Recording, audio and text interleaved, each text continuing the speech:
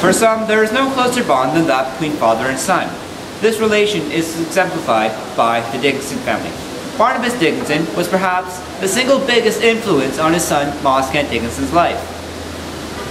This can be highlighted in the summer of 1832, the summer when Moss Kent Dickinson turned 10. Barnabus brought Moss Kent to witness the grand opening of the Rideau Canal in downtown Ottawa, where, as the stories go, Moss fell in love with the canal.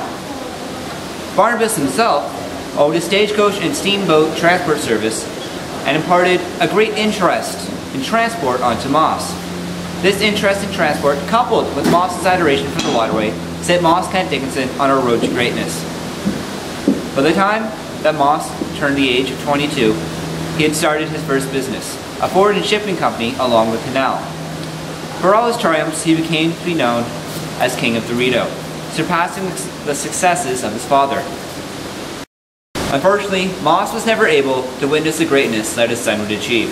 For less than a year after visiting the Rideau Canal, Barnabus succumbed to cholera. This left the memory of the visit to the Rideau Canal as Moss's lasting memory of his father. A lesser known fact about Barnabus Dickinson is that he actually founded a small village along the St. Lawrence River, which he called Dickinson Landing. Perhaps like father like son, this spurred Moss to want to found a village for himself. And as we all know, Moss succeeded in this endeavor, founding Manotick in 1859.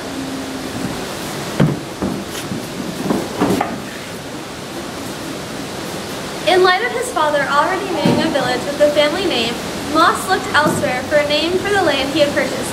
Manotick, for those of you who haven't heard, is Ojibwe, meaning island in the river, which is appropriate for the area. Looking back, however, the First Nations that lived in the area were Algonquin, not Ojibwe. So how did Moss Kent come across the word Manotick? Some credit his business travels to the Lake Superior region. However, let me propose an alternate suggestion.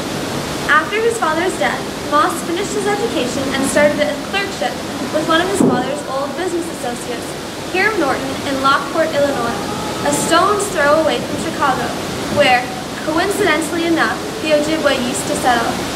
Is it possible he read the word somewhere? Or perhaps Manotick is a word Moss remembered from his youth, whilst following in the footsteps of his father.